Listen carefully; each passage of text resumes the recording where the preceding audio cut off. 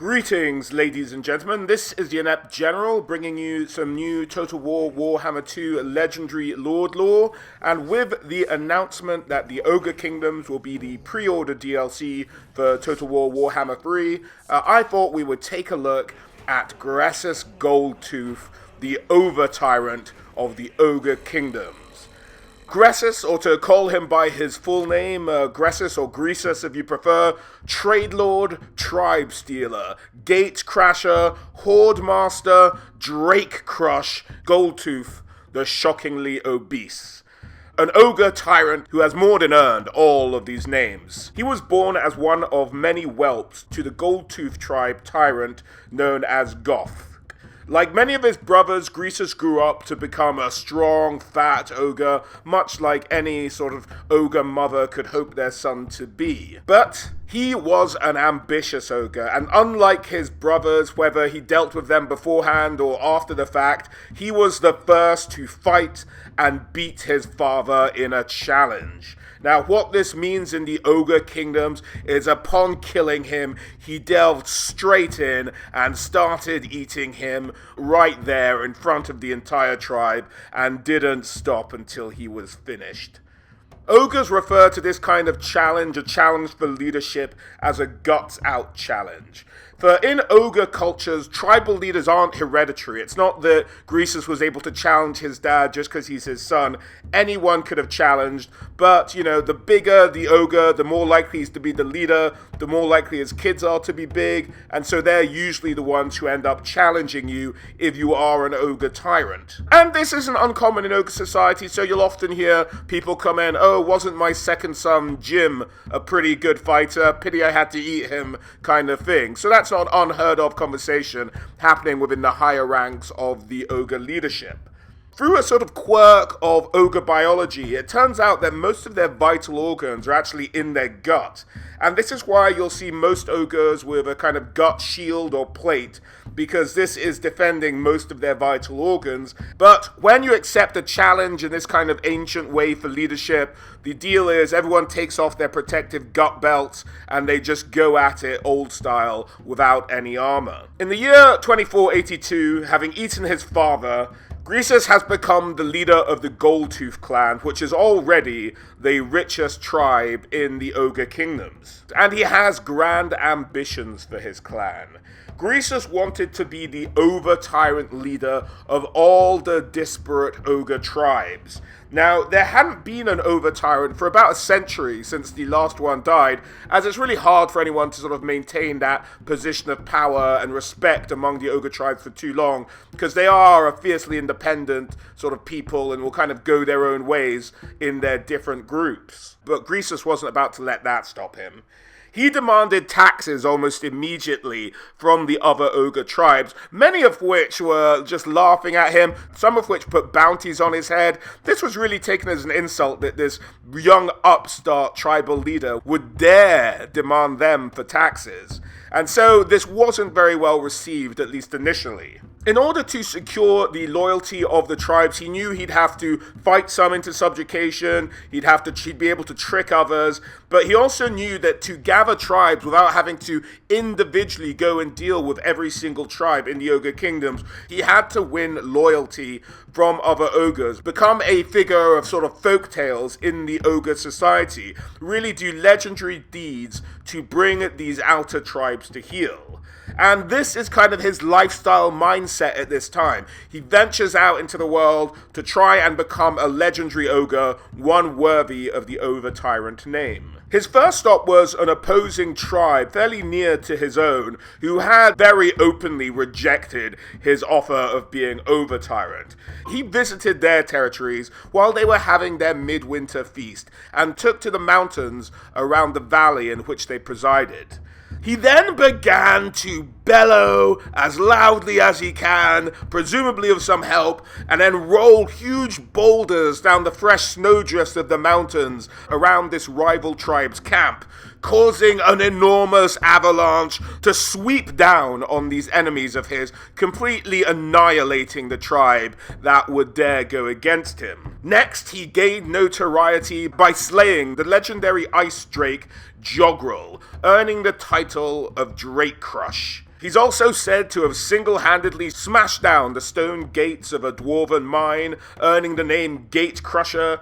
He's also said to have eaten an entire herd of gruntelope, but he didn't really get a name for that one. They just kind of gave him indigestion. He came to a conclusion it was too many hooves in one go, and so impressive, but not necessarily name-worthy as far as any other ogre tribes were concerned.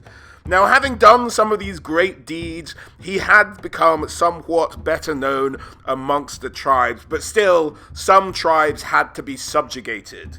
One example of Greasus doing this is with the tribe of Gut Badmouth.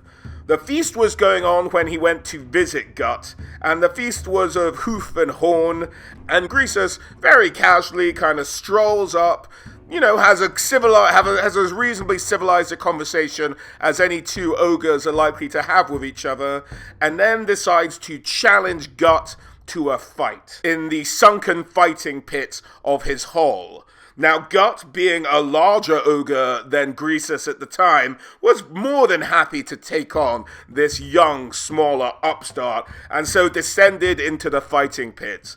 Greasus probably made some sort of excuse as to delay his entrance into the pit, but then, having spotted Gut directly below him, leapt from the viewing platform that they'd both just previously be on, and landed straight on Gut's head, instantly breaking his neck and delving his hands into his abdomen and starting to consume the dead leader of this tribe. Now, there were some murmurs of bad form and what have you, but as the blood of Gut Badmouth was still dribbling down his chin, he bellowed out challenges to anyone in the tribe who had a problem with the way he'd won. Now, after beating and delving into the entrails of the third of Gut's bodyguards or would-be challengers for the new title of Leader of the Tribe, everyone else started to quieten down and kind of be okay with Greasus taking over as either tribal leader or an Overtyrant. This kind of example of bringing tribes to bear was carried out many times by Greasus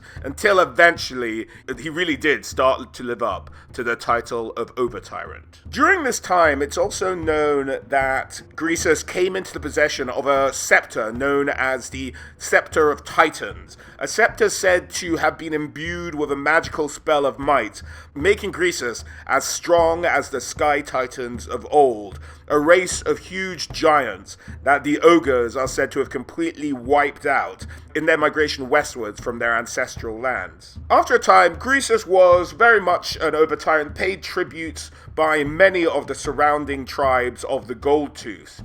But some tribes further away still didn't quite recognize his authority, and he was really looking for a way to consolidate the rest of this available power to him. And that's when, in an emerging threat, he sensed a great opportunity. A Black Orc by the name of Irk Iron Skull had started a huge uprising of Black Orcs within the Mountains of Morn, the home territory of the ogres. Having won many battles against a number of ogre tribes and having himself killed a number of ogre tyrants, he had gathered a war to him. Many of the wolf goblin tribes from the steppes had joined his effort, as well as the night goblin tribes from the Mount of the Grey Hag. And with these enforcements, as well as a contingent of orcs and black orcs, he formed a war the likes of which hadn't been seen in the Mountains of Morn for a very long time, if ever at all. And both leaders, Irk and Greasus, knew that the conflict between these two leaders would decide who was the dominant force in the Mountains of Morn for generations to come. Greasus, knowing he'd had to gather as many ogres to him as he could, travelled far and wide, getting the more distant and disparate ogre tribes to join forces with him, and together they would march against this green-skin menace. Once this was done, he had gathered a force to him the like of which the world had never seen, a host that quaked the very mountains themselves as they passed by. Irk, having fought many battles and knowing that the ogres were not yet ready to face him, had time on his side, and he knew his enemy relatively well, having fought many ogres in the past. He had the advantage of being able to choose where this great confrontation would take place. He chose his site well, for he chose the volcano of Firemouth, a sacred place, and indeed a sacred deity amongst the ogres. This active volcano was perhaps the second most cherished site the ogres had in their culture. He promptly set up a number of trophies, either heads of conquered tyrants, their mortief, which is effectively a stone with all the tribe's sigils on it, basically the very equivalent of a banner, one could argue, for any sort of moving regiment of men, but something that held great significance. And he had a number of prisoners, and so once he'd set up on this volcano known as Firemouth, he started executing prisoners to entertain himself by having them jump in to the center of the volcano, or not jump really, be pushed is more of an accurate term, pushed into the center of the volcano for no other reason than for his own amusement. So Irk's plan was to so enrage the ogres with his presence in their place of worship, their sacred land, and with their heads of their dead brothers or cousins or whatever have you on display at the bottom of the hill, that ogres, not being able to control themselves, would just charge madly at him, at which point he would throw up walls of green bodies. Firstly, the useless goblins, who he had no real respect for, they would take the first wave of the ogre charge, and then he would send in night goblins to deal with them, and by the time they were exhausted, crushing gobbo heads, that's when the disciplined ranks of his Black Orcs would come in and envelop the ogres and finish them off. That was Irk's plan, and he laid back, confident in his plans, watching more ogre prisoners sizzle away in their own sacred volcano. Meanwhile, Greasus had gathered this huge horde of ogres and their war beasts to him, and they marched on Firemouth Volcano. Of the first line of this massive ogre horde crested to see their sacred place so defiled, their initial reaction was much as Irk had expected. Tyrants began to tear forth, leading their tribes into battle, but one thing he did not count on was the power of Greasus the Overtyrant, and his influence on the tyrants below him. He's said to have bellowed out orders that shook the very valley they were in, and this halted the charge of any over-eager ogres. He called all the ogre tyrants to his side for an impromptu war council where he came up with a simple plan. He could recognize the Black Orc's trap, and he explained to his generals, if he wants to see an ogre charge, we'll show him an ogre charge the likes of which he's never seen before. We will show this orc. He has bitten off more than he can chew. Now, Greasus' plan was relatively simple. He was the general to some ogres, of course, who are known to not be the brightest bulbs in the pack.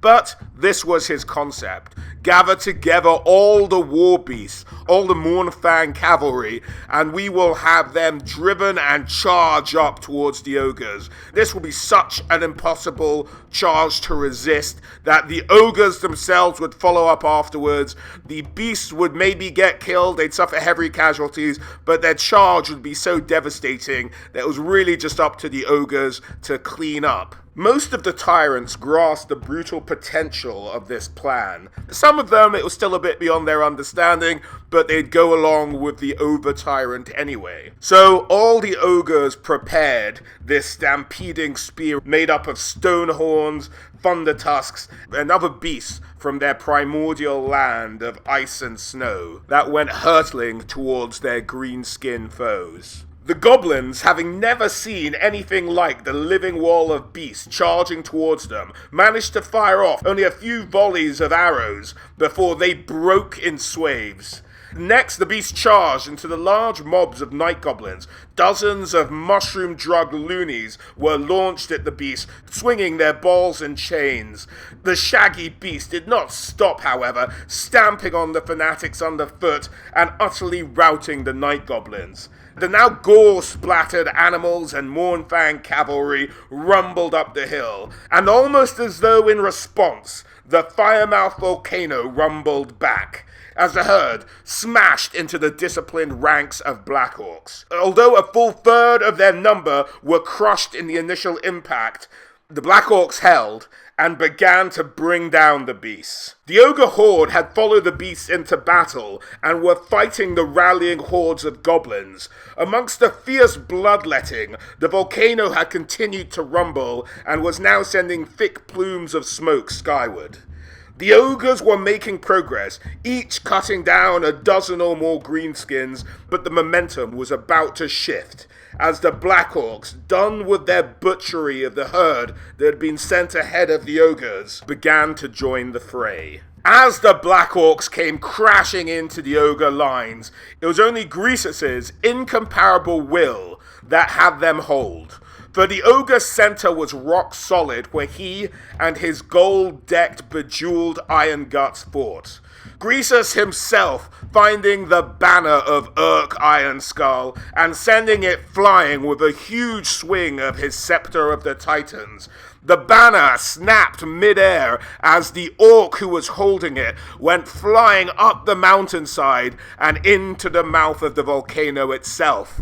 To ask any ogre who was there, he will still talk about the sheer distance that the Overtyrant managed to get with that single swipe of his scepter. Despite this, the horde of greenskins was beginning to overwhelm the ogre forces, and they were soon surrounded, forming a knot of resistance among the sea of green. Irk, enraged by his bannerman being killed in such a nonchalant manner, had started to charge towards this ogre Overtyrant. He would finish this himself. He knew the only way to break this stubborn ogre resistance was to tear the heart out of it. The two leaders met on the slopes of the smoldering volcano as battle raged around them. Disemboweled ogres strove to smash one last greenskin before they fell. Black Orcs, their helmets caved in, leaking brain matter down their faces, looked to bury their axes in any target, as raging cave creatures crushed any on the foot as they struggled in combat. As Greasus came face to face with Irk, he smiled for the first time in the battle. If Irk knew his ogres better, he'd know that the only thing worse than an ogre's intimidating scare was his horrible smile, as it was a way of displaying their teeth and where they intended to send you. Without further pause, Greasus moved at Irk with surprising speed, dropping his scepter, surprising the orc as the ogre grabbed him with both hands and squeezed the warboss. Feeling his armor buckling under the immense pressure, the orc lashed out, bearing his axe repeatedly into the hands of this monstrous ogre, over and over, but to no avail. As the pressure built around Irk, finally a snap and a wet crunch echoed across the battlefield, so loudly it could be made out above the cacophony of battle. For long minutes after, Greasus strained until his bulging arms visibly shook at the effort. The crushed, twitching thing he dropped was unrecognizable, for Greasus had squeezed all the fluids out of the lifeless husk that was once Irk, the Black Orc. Having witnessed this, the ogres in unison bellowed out a cheer, only to be joined by their fiery god, who answered in geysers of flame and magma. This was too much for the remaining goblins, who with their warboss dead and twisted, all broke and ran for cover. The ogres in their victory regrouped at the bottom of the mountain, where they held a great feast. A feast that lasted well into the week, with each ogre having a mound of greenskins to consume. At the end of the week, with the Firemouth still erupting, taken as a sign of further battles to come, Greasus made a speech, considered a long speech for an ogre, but he said, "Today the orcs, tomorrow the world, let them all tremble." a sign of the doom that this organized group of ogres could bring upon the Warhammer world. After this great victory, Greasus Goldtooth was firmly established as the Overtyrant of all ogres, establishing what would become known as the Ogre Kingdoms. Now, having attained this new level of power, he would tax all the ogre tribes around him, even further increasing the wealth of the Goldtooth clan. Money is just pouring in. Money and food and anything he could possibly ever want. And these days, he's really grown older, larger, louder, and he is really richer than ever. It's said that his coffers fill faster than his nobblers can count it. He just has this ever-increasing amount of wealth coming in from all the active ogre tribes as they march towards any enemies they may face. Now, he kind of got so large that he maybe chose he was a bit too rich to even bother walking around anymore, and instead he chooses to recline on a living throne of Noblar servants, who kind of try to carry him around. It's known to have killed many a Noblar in its day, but it looks like in Total War Warhammer he's going to be going around on a bit more of a cart. But it's fun, as you'll see in a moment, the model of the old tabletop, which is a whole bunch of Noblars just trying to carry around this massive ogre with, sort of limited success. It's for at around the time he's taken in all this gold, or maybe even before. It's not exactly established when he gets hold of his crown, but he gets hold of a magical crown known as the Overtyrant's crown. Now, what this has done is it's a crown that has been forged by the artisans of the Empire for a king's ransom. He kind of just paid them a lot of money to do it. No real ogre expertise involved. And it said it's meant to increase the Overtyrant's mind to become, near enough intelligence of your regular human, let's say, which makes him a near genius in ogre circles. So that's what the crown is for. But that's about it for Greasus. Brings him up to date, leading this huge unified force of ogres into a world of war against anyone who he really fancies, or any loot he might go after, any motivation whatsoever for a good ruck up to get more food, to fill the ever unending hunger of the ogres, and a bit more loot as well while they're at it, why not? So let's take a quick look at how he used to play on the tabletop, shall we? Surprisingly, he doesn't actually cause terror, as I have to say, if I saw this mass of Noblars and fat and muscle coming at me, I would be pretty terrified. But he only caused fear in 8th edition. He also had a rule called everyone has a price. The idea that he's so rich, he can kind of bribe other units in the other army to, kind of take a knee and just sit one out. And that would show itself on the tabletop as being allowed to assign D3 units within 18 inches of him, the stupid rule, which meant usually the player would be able to do what he wants with his units, but if he rolled a 1, they wouldn't be able to do anything for that turn. So it's a possibility. It was an interesting little rule he had. He also had a rule called Hoardmaster. Now, this just meant that any friendly units within 18 of him got +1 to their combat results. So basically just helping out with their morale checks at the end of combat. And in terms of his magic items, we've discussed the Overtyrant's crown, which used to give him near human-like intellect. And it was a talisman that gave him a 4+ ward save as well. And in addition, any unit to which he joined would be immune to psychology. So I'm sure we're close to seeing what he'll play like on Total War Warhammer, but that may look like a high ward save and then immune to psychology and a bubble around him, something like that.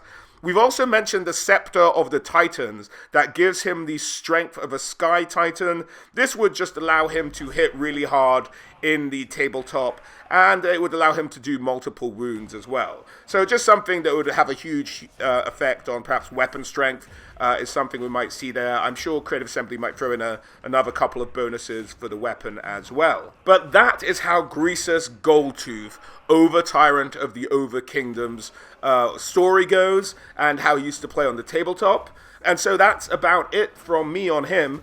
But as always, guys, I want to thank you all for listening, and I hope to catch you all on the next one. All right, guys? Bye.